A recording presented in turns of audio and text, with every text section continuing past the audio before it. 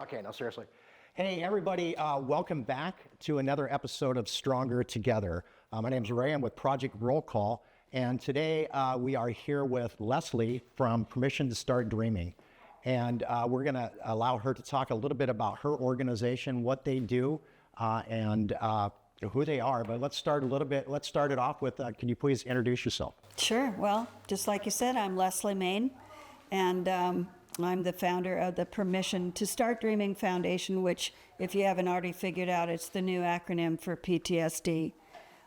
So my story, it all stems from a desire as a mom to try to change the way we treat mental health and wellness with our veterans and our law enforcement now, as we see they're in great need of that as well. Awesome. And how long have you been doing this? So we're in our 14th year. My son died in 2009. He was a soldier. He served in Iraq. His cousin had been killed at the Pentagon on 9/11, and Kyle was in college at the time playing football, and he wasn't probably the greatest student. Maybe he was, not really wanting to be there, but when 9/11 happened, Kyle knew clearly where he did want to be, and that was trying to get revenge, I suppose, at that time. So many of those young men at that time, we wanted to all do something. We were united as a country. That felt like an unbelievable assault on every single one of us. And so he was living in Virginia at the time. He came out here, joined the Washington State National Guard. There were just some options there. He didn't want to join in Virginia for some reason, and came out here. And when the war got pretty heated, he was able to take himself out of the Washington National Guard, some paperwork, and boom, he was in the United States Army. And then they sent him back to Fort Lee, and it was, a week or two, and he was in Iraq. And that was in 2005, 2006. He came back for his sister's wedding on a very short stint back. I think he was home for 3 days, and then he went straight back to Iraq. He was an infantryman, and around 2008, there was an incident over there. I don't have all the details, but I know that there was a huge blast in the dorm where they were. Their barracks had never been hit before, and they were hit badly. And he suffered some traumatic brain injury, and there was just a lot of things that started to develop for him. So he got out of the Army. He spent a little time, I think, in the hospital in Germany, and then he came home. And as he was separating from the Army, he got the diagnosis at that time, this is in 2008, that he had this traumatic brain injury. And if you think back then, we didn't really know a lot about that. And quite honestly, we didn't know a lot about PTSD either. Correct. So he was living a pretty reckless life. And every day I would get another report from his girlfriend that things were going south quickly for him. He was living a life that was pretty reckless. And he would go into the VA and he'd get the paperwork, and then they'd send him here. And it was just a combination of things. I wish I knew then what I know now, and why it's so frustrating for so many of our veterans that do suffer from traumatic brain injury. There's a lot of confusion mixed in with the nightmares and just the stress of it all, probably feeling like there is something wrong with you, and you don't even know how to navigate the simplest of things. So he did try to take his life. He ended up in Walter Reed. His dad came down from Northern Virginia. I flew back. I live in Gig Harbor. I was working for the Muscular Dystrophy Association at the time. And I flew back, and we sat in a room with 4 or 5 different psychologists and counselors, I believe well-intended VA staff who wanted to try to find a way to get this soldier some help.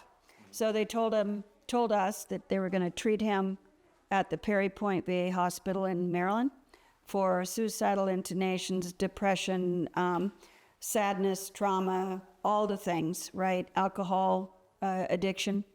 And I got to give him a hug, some words together, offering and promising him all the support I could gather, that I was going to move heaven and earth to find him the help when they released him. So this went on. This was December of 2008, and he was in the VA back there until March. And about a week out, he told me that they had told him that he was just taking up a bed and he could self-medicate. And he was on a lot of the psychotropic drugs, and that's how these things were treated back then. And so they discharged him on March 6th. And we got the call on March 7th that he had found himself a Baltimore hotel room, and he didn't wake up. Now, whether Kyle, 27, who served honorably, loved this country, loved his family, he wanted a wife and children, he loved his siblings, he loves his grandma. He came from a very wonderful family that supported him and was very proud of him. But I bet that walk of shame from the VA to wherever he was going with his $90 in his duffel bag was a pretty lonely, shame-filled walk. So when I say we're not sure if he purposely took his life, I think he was at a point where he just didn't give a, and I think he expected to wake up the next day, but there was a lot of stuff in his system aside from his psychotropic drugs. So the answer to the question is no, he could not self-medicate. And the discharge, we should have known. We should have gotten a call, says on his paperwork that I've since seen, before this soldier is discharged, call mom, call dad. They had our phone numbers. We didn't get the call. So as you can imagine, my life, the trajectory of my life changed forever. I got pushed off a cliff that no parent wants to get pushed off of. And it took me a good year before I really started breathing again. That journey for a mom or a dad or anyone that's lost their child it should kill you. It hurts that bad. But there was a very loving God that I continued to pray to and ask, help me through this, walk me through this. What is the next chapter? How do I help others like Kyle? How do I honor his service? What does that even look like? And so the journey since March 7th, 2009 has just been remarkable. And I'm really grateful for the journey since and the project that I get to be a part of, the work that I get to do, because I see my son Kyle in every soldier I meet, and I know there's hope. And I know there's a way to walk through that wilderness. I know so much more now how we can help. But they also have to be willing to do the work. So that's the Reader's Digest version. And I'm sorry that it's so long, but that's the genesis. And so here we are in 2024. So what I decided to do, because I saw, like everybody else that was living here, every day you woke up in the Tacoma News Tribune, there was another horrendous story of a soldier that had done something really stupid or killed himself or killed somebody else or got into a fight. And it was endless every day. And I just wanted to know, are there other civilians out there, unless you're connected to the military, do you see what's going on? There's got to be a better way. We've got to fix this problem. So I had started running for my pain and processing and grieving and crying and never took my glasses off for years, I'm sure. Sunglasses, that's just what you do. Right. And I started running. So I had this community of people around me, and I thought, you know what? Let's do a race. Let's call it a race for a soldier, and let's raise funds and find alternative programs that can really help these men and women get straight, get sober, get right, get a reset, get clear in their head, knowing that it's not what's wrong with them, it's what happened to them, work through it, and I just wanted to see if anybody cared. So I got family and friends and 30 volunteers, and we put on a race in October of 2010. 2011. Okay. That was the first year. And I'll be darned if 1,500 people didn't show up. Wow. And then the other part of it was because of my faith and because I know there was a God that was listening to every tear and lifting me up every day and telling me to keep going. We added a prayer breakfast 2 days before the race because every soldier has a story. And I wanted to elevate their stories, that the more soldiers could share their stories of not, oh, poor me and war porn, but more how they've overcome and what does it look like for them. So I invited men and women to tell their story. We throw in a prayer, we throw in a song. It bleeds red, white, and blue, just like the race. And I didn't know, again, if anyone would show up, and 500 people did. We had too many people for the room. Wow. And that's how it's been going. And so we've created this community of who I like to call compassionate allies. Men and women and children. I want children to know when they come to our events that there's a reason that we salute our flag. There's a reason that we pay homage to the men and women that served, that this country is great and it is worth fighting for. And you're going to find that out when you come to any of our events. So the programs that I was looking for didn't really exist. You know, you have fishing and you have climbing mountains and you have service dogs and you have equine therapy and you have all those good things, wonderful experiences and great dogs, but none of it felt like it was sustainable. Nothing felt like it was really working through some of the inner demons with a lot of our men and women, that it didn't necessarily happen downrange. It might have happened when they were 5 or 6 years old with an abusive grandfather or an alcoholic father or, you know, that trauma. So a lot of these men and women join the military, as we all know, because they find their family, they find their people and their tribe there. So there's a lot to unpack when a soldier comes home, and I'm not telling you anything you don't already know, but there's a process to it, and there's a way to do it, and your greatest struggles can become your greatest strength if you're looking at the right thing. And if you can forgive yourself, and if you can also forgive the other people in your life. So anyway, I was looking for that program. I was looking for something that was alternative in nature and that really was going to help these men and women find purpose and passion after their military service and continue to serve their country or their churches or their community or their families. Let's keep those marriages intact. Let's show them how much we value their military service, and but they have to show themselves first. So I was back in Virginia, where my son is laid to rest, in the little town he grew up in, Hamilton, Virginia. And I was going down memory lane, and I was walking through the streets of a beautiful historic town called Bluemont, Virginia, because I used to take my kids there all the time. And this was in 2013. So I'm walking down the road and I see this beautiful crest that says, Boulder Crest Retreat, Welcome Home Heroes. And I thought, that wasn't there when my kids were young. What is that, you know? So I looked it up and I saw that there was a man named Ken Falk and his wife, Julia, who had this beautiful acreage in Bluemont. And they saw the same things coming out of Walter Reed that we were seeing at Joint Base Lewis McChord. Right. So they started bringing out men and women from Walter Reed just to be out there for the weekend. And then he took his money and he scoured the United States to see what was working in the mental health and wellness field. Who's out there that is really taking what they know and bringing it to the table to help men and women who serve this country. And he had met a man named Rich Tedeschi, who's a psychiatrist at University of North Carolina. And he and Brett Moore, an Army psychologist, and Ken and other thinkers in this space got together and created this beautiful program called Warrior Path, Progressive and Alternative Training for Helping Heroes.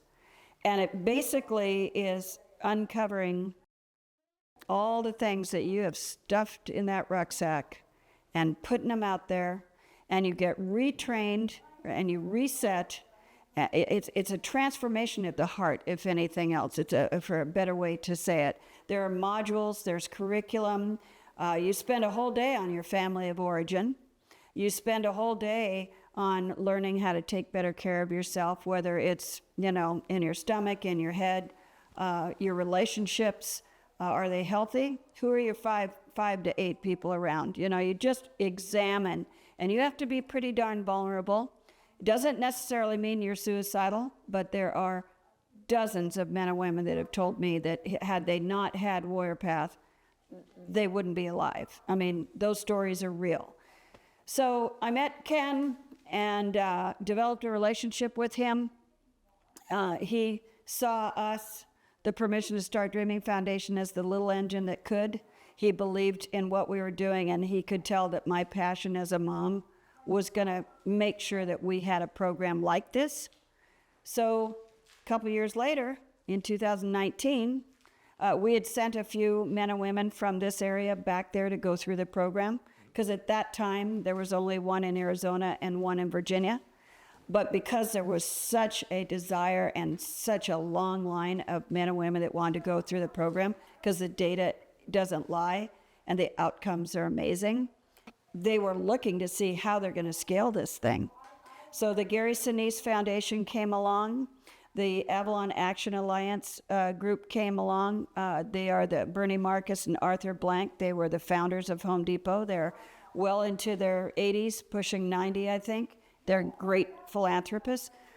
They got together with Ken, and they saw the way we do this is we scale it across the country, and we identify organizations like the Permission to Start Dreaming Foundation.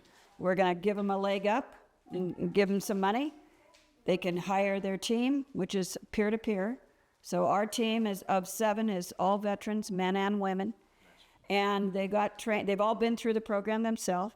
And the post-traumatic growth that they see and realize every single day is real, and they're able to impart that to the men and women that go through it. So Ken offered us this beautiful opportunity. So we now are among 10 organizations across the country that deliver this program monthly. We are also attached to Warrior's Heart, one in Texas and one in Virginia, and they deal with substance abuse and alcoholism, and they are also peer-to-peer. So they can't BS anybody. If you got a problem with the bottle, go to Warrior's Heart, and they're going to tell you straight, but you're going to be so impressed with the outcome, and it comes from a place of empathy. There's no victimhood here. It's just getting to be the best husband and be the best version of yourself, or the best wife or mother. Then you have to have some honest truth, and then there's follow-up for 3 months after. You have this new cadre, this new tribe around you. It's not a catch and release. If you go through our program, the Permission to Start Dreaming Foundation, we've got you for life. So there's sort of no escaping us.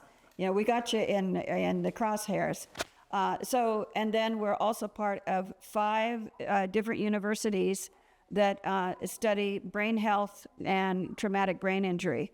So if you're a veteran that is wanting help, and you can't find it anywhere else, you either come to us or you come to Boulder Crest or one of the other organizations. And there's no charge other than to say that you're going to do the work. If you are working, we work with the employer. And that's another thing, is to get the employers and corporations and businesses that employ veterans. This is a great investment. If they allow this man or woman to go through this program and give them that week off, 10 days off, whatever, they're going to get a much better employee, a much better friend. And so it's a good investment. And as I said, the data is extraordinary. And sometimes I think I'm just drinking the Kool-Aid a little bit, and people think, oh my gosh, this can't be this great. But it is. And I get to meet the people that have gone through it. It's really wonderful. So I know that it would have saved my son's life. If I had, when he said, Mom, what do you think? I'd say, come out here, give this guy a call, if you're willing to do the work, I'm backing you 100%, Kyle. I know it would have saved his life because I hear those stories all the time. So you don't look back, you look forward. And as I've gotten stronger and more convicted and more staying in a place of gratitude, my adult kids have also started to heal as well.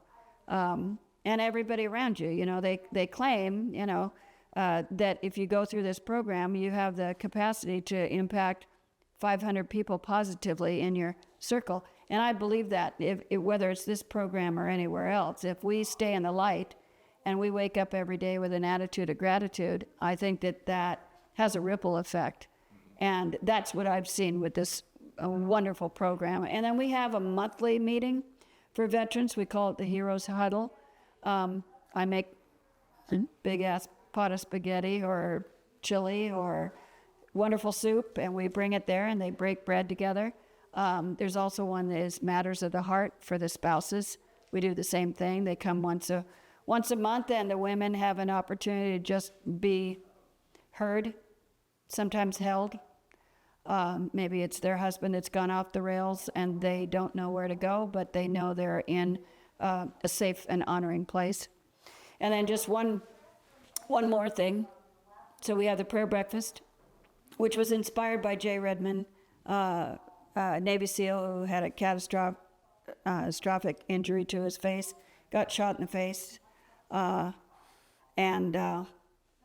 his story is amazing. He's had like 300 surgeries, and he's just on fire, man. And I got to see him speak in 2010, and he talked about how God met him on the battlefield.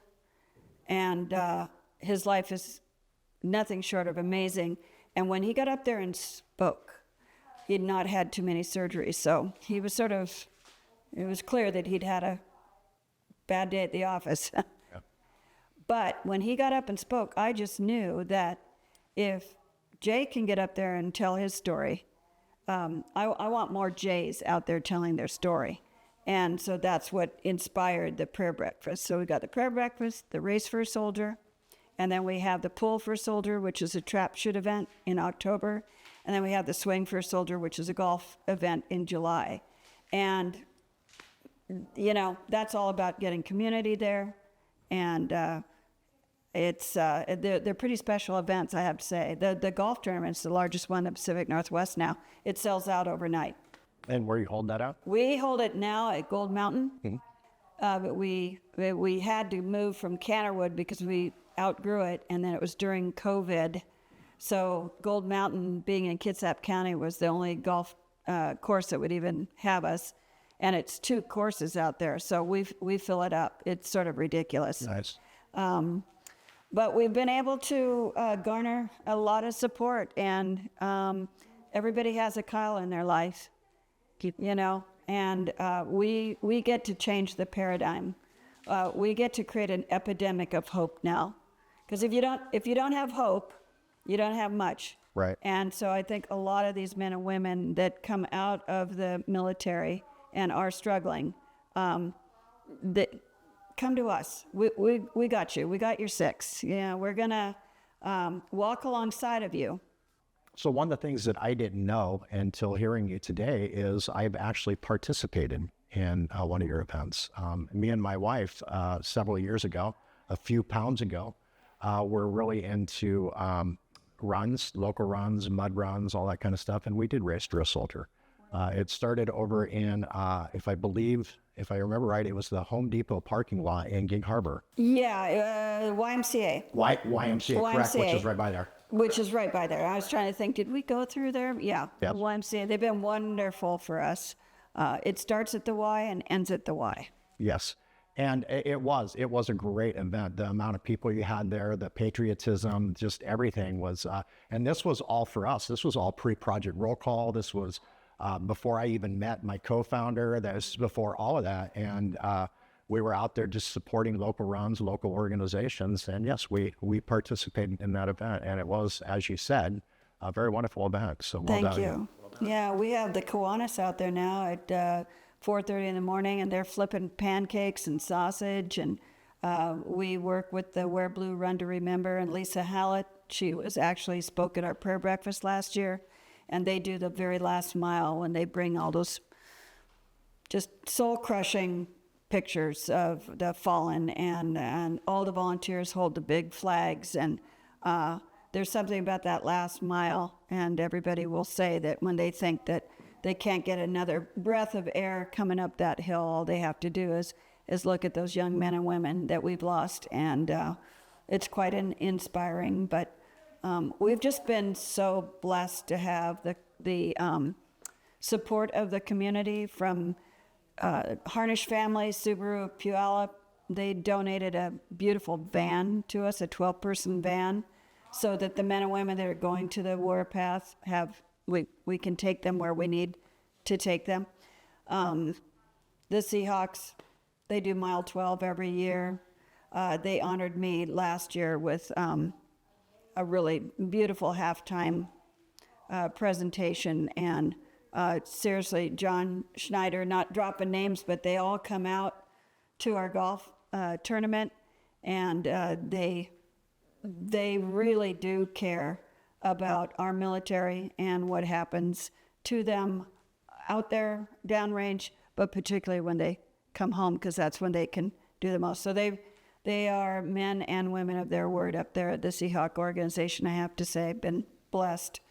Gosh, we had a flyover this last year. It was amazing. How cool is that? It was a Black Hawk, and you could hear that puppy coming a long ways away. It was so exciting, and I think we're working on another one. There's something really special about that, and you've got all these kiddos and all these young people and the old geezers, and they're all out there, and we're about ready to do the national anthem, and all of a sudden you hear that humming, and oh man, it was really great. So we hope to do that, but it's not easy to get that to happen because everything has to be A lot of logistics. a lot of logistics. So we had the help of the Washington State National Air Guard, and I was really grateful to have them involved. But people gravitate to others that do care about the same things. We don't get to live in this country for free, and I know it sounds like something we've heard over and over again, but we've had a couple of terrible deaths just in the last couple of weeks from men and women that have served this country either by accident or their equipment, and every time that happens, we need to be reminded. And so if people aren't thinking about that, I'm going to remind them one way or the other, politely, nicely. In meeting you, I have to say that I'm very taken by the fact that you took such loss and you turned it into such a positive thing. You've gone in a direction that is affecting so many people in a positive way, and I can't even tell you how important it is that people see that when we suffer loss, we don't have to just disappear. Isn't that true? Yeah, we can do something about it. And you have to give yourself permission in the beginning, though. I can tell you that first year there wasn't enough Ambien or wine to take away the pain. And I finally figured it out. I mean, people were getting a little bit worried, because I went into that dark place, but I got slapped upside the head in the reality that, I can do that and nothing good will ever happen. Nothing good will. I'll Right. never honor Kyle's service or his life at 27 years. And we're all going to have bad stuff happen to us in life. Right. And that's what post-traumatic growth is all about. PTG, it is a science. It's real. But you make a really good point that you can roll over and let it totally consume you. But in grieving, there's the right way and the wrong way. Everybody does it, a little bit of both. You need help. My pastor said, Leslie, we want to help you, and we've got a gal that we know that goes to this church. She's a wonderful grief and loss counselor, and we're going to pay for 8 weeks or whatever. Would you go? And I'd never been to a counselor before, but I thought, what have I got to lose? Because I was losing at that point. I was drowning. Fine. But I had people and family around me that wouldn't let me drown. And So- I I went 8 weeks, and then another 8 weeks. She was my lifeline, and she was so amazing. And then finally, I started to fly on my own a little bit. She goes, I think we're done here. And she goes, we can't be friends unless you fire me. And I want to be your friend. So I fired her, and now we're friends. And she's been one of the greatest supports. And we all need those kind of people in our tribe. And that's what the Warrior Path reminds you of, is that if you're often, we tell our kids this, if they're making bad choices, all you have to do is look at who are they hanging out with. Right. Well, as adults, we can do the same thing. We're just maybe in denial that maybe that person over there really isn't that great to be around. She's so Right.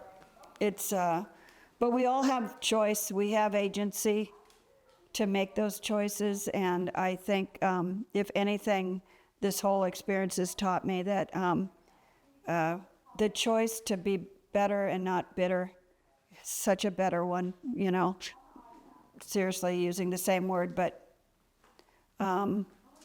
because life has no guarantees and stuff happens. It does.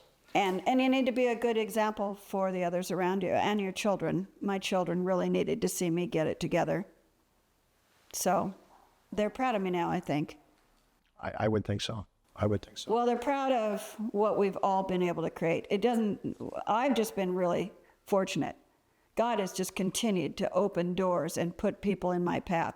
I take very little credit for any of it other than just say, use me. Let's make it better. So to segue on the opening the doors and the paths, can you share with our listeners how they can get plugged into your organization? Yeah. I mean, your website and Sure. social media. Well, it's PTSDfoundation.org. Permission to Start Dreaming, if you plug that in. I hate the PTSD, and when people use that and don't throw in the permission to start dreaming, even though it's a lot of words, that stigma of the D, we don't use the D anymore. It sounds like it's a disorder that you're never going to recover from, and we know that's not true. But anyway, unfortunately, just the way it works, it's PTSDfoundation.org. And just get on that, and it's pretty obvious. We've got our event page there. You can sign up. You can volunteer. If you're interested in Warrior Path, just go to the Warrior Path. It drops down. You put your name in. We'll give you a call. It's a short interview. There's no diagnosis needed. It's just like life can be so much better, and maybe Warrior Path is the route that one should take. And then I'm available. My name's out there everywhere. I take phone calls every day. All of our staff is that way. We have a small staff, but everyone is in it for all the right reasons. We're never going to be a large organization. We're just going to make a lot of noise. I like that. And we're going to stay true to the mission and check the egos at the door and keep helping and offering hope. That's awesome. So from your website, can they also find like your social media? Do you have an events calendar? And that? Yes, we do. It's all there. We're on Instagram and Facebook. And we now have a full-time social media person, which we've never had up until 3 years ago.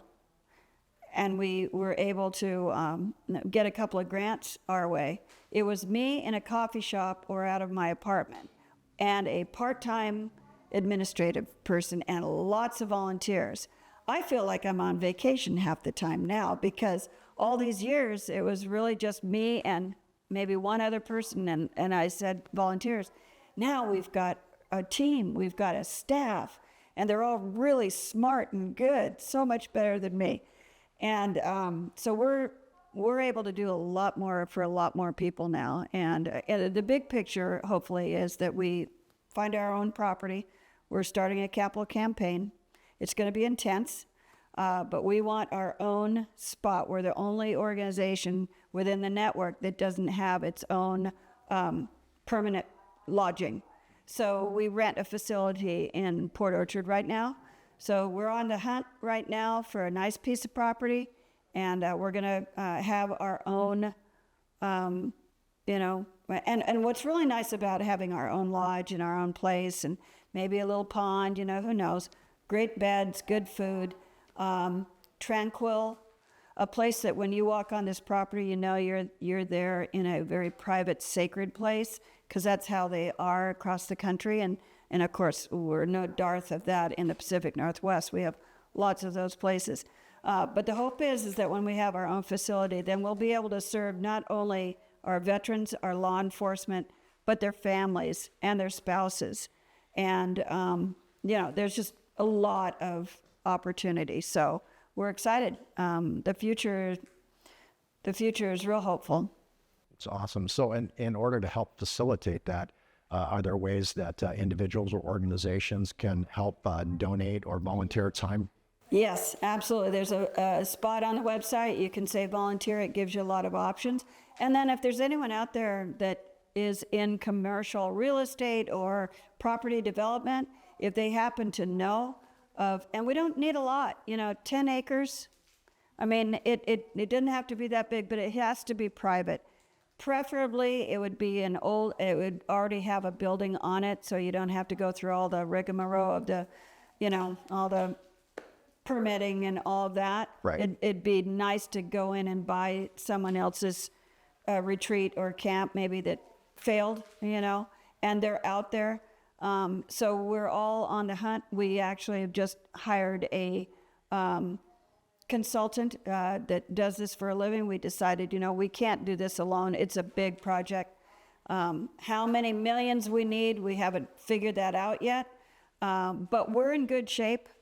And I have I'm just solid that someone's either going to walk up to me one day and say, Leslie, we've got this property. We've had it forever.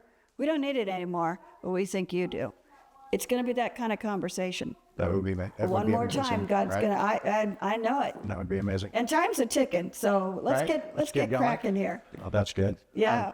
So any events coming up that people can, like a race or anything Sure. like that? Well, the race is the race registration. I think is going to open in March, maybe mid-March, and it is September 8th. The prayer breakfast is September 6th, Friday. We do have our first speaker, and I'm not going to announce him just yet, but I've committed. And once we do he's legit. He'll own that room. We've had extraordinary speakers. I mean, it's sort of ridiculous when you can see the different people. Johnny Joey Jones was there a couple of years ago. We've had Jay Redman and Tim Brown, who is the very first firefighter on site at 9/11. His story is extraordinary. Anyway, so September 6th is the prayer breakfast. September 8th is the race. The golf tournament is July, I want to say 11th. Packy's going to kill me because I don't know if that's the right date, but I'm pretty sure it is. And then the Pull for Soldier is always in October. And I think it's right around my birthday, so it's like right around maybe the 7th of October. But we'll nail those down, and I apologize that I don't have those dates, but they're on the website.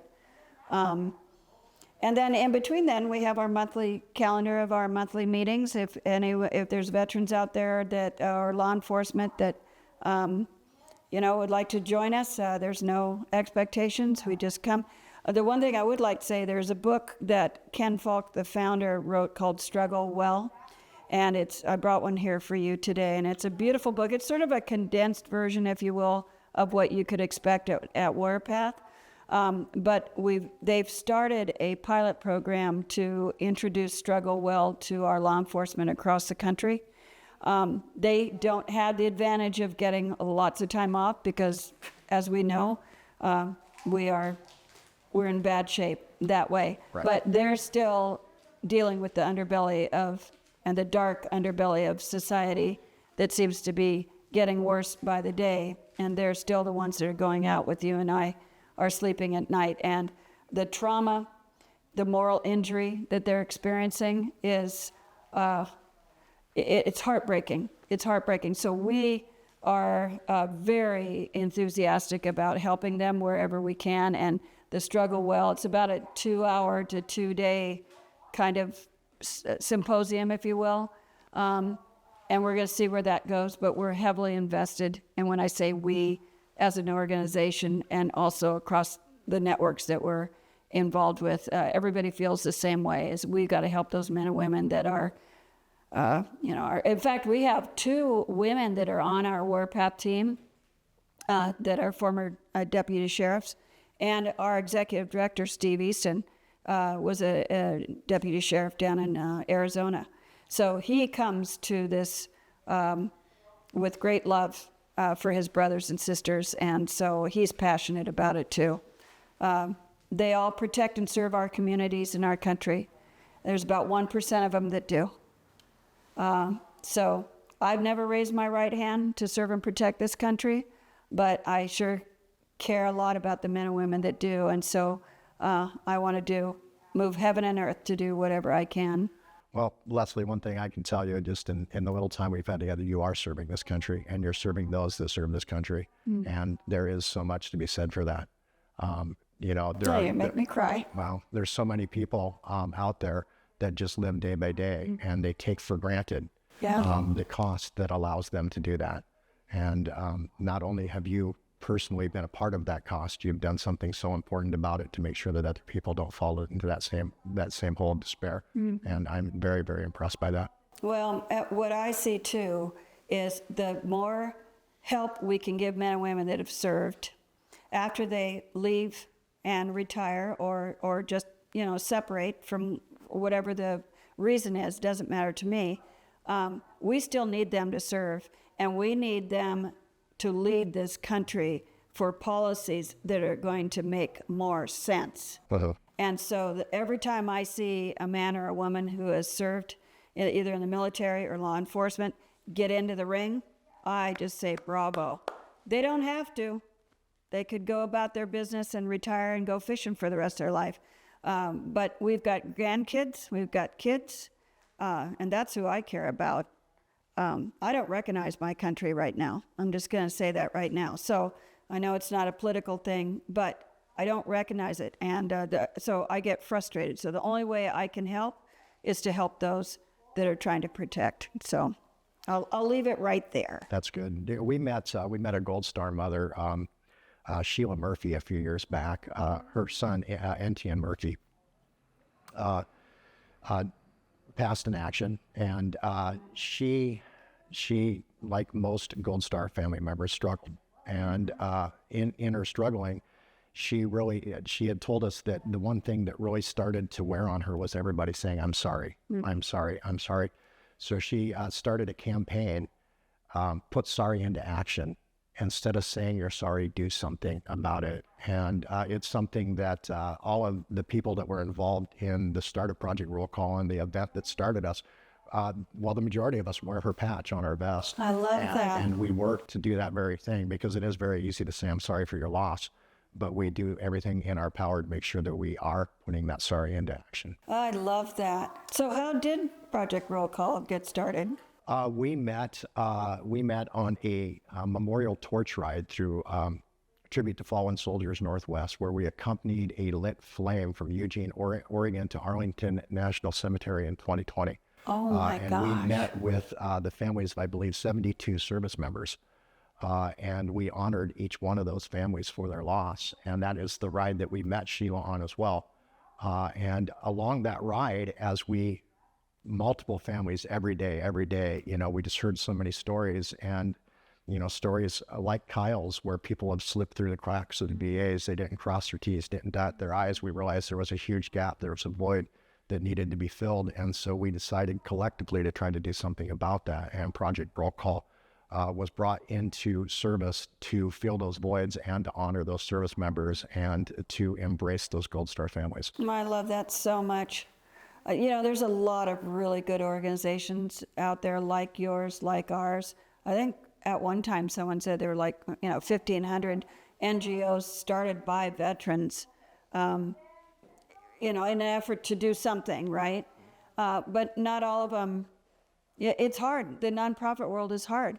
You got to raise money, and people, Talented Towers is one of the ones that I just love. I think what Frank Siller has done is amazing, and they do a really good job of telling their story. People give to people. The stories have to be told, right? When I said the prayer breakfast, every soldier has a story. And the more those stories can be told, hopefully people will receive them and then understand that, hey, this is a call to action.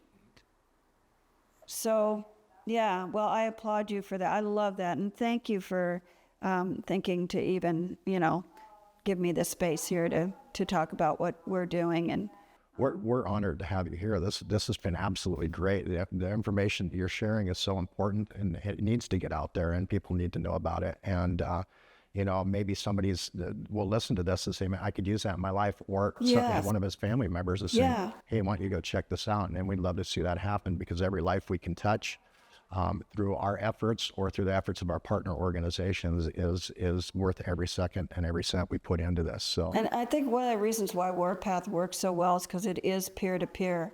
And so you walk into that room, these are your people, right. and they've all been through it. They've stood exactly where you're standing right now.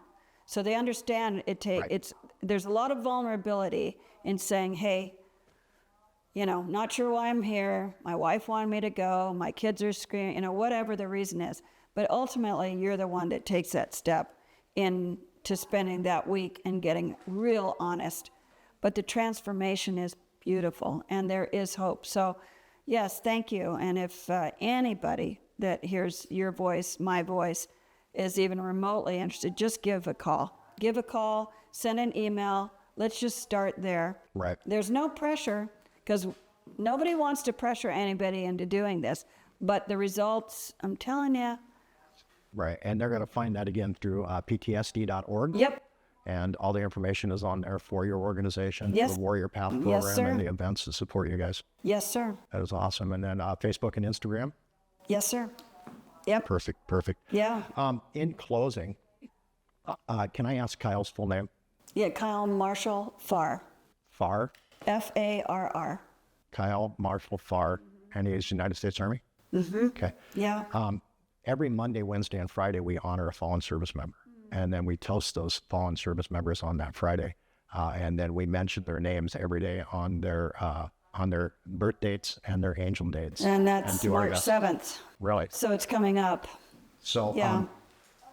So in this, I would like to say to everybody watching, may we never forget the service and the sacrifice of Kyle Marshall Farr, and the service that has been set into motion because of his life is absolutely amazing. And thank you so much for sitting with us today and telling your story, your personal story, and the story of your organization. Thank you. Yeah. Okay, we're coming in for a hug. Thank you so much. Oh. Thank you. Yeah, you didn't make it. It wasn't so painful. Thank you. We will be out and we will participate in some of your events. I'm going to make sure of that. And we'll make sure that we drag some people along with us. Yeah.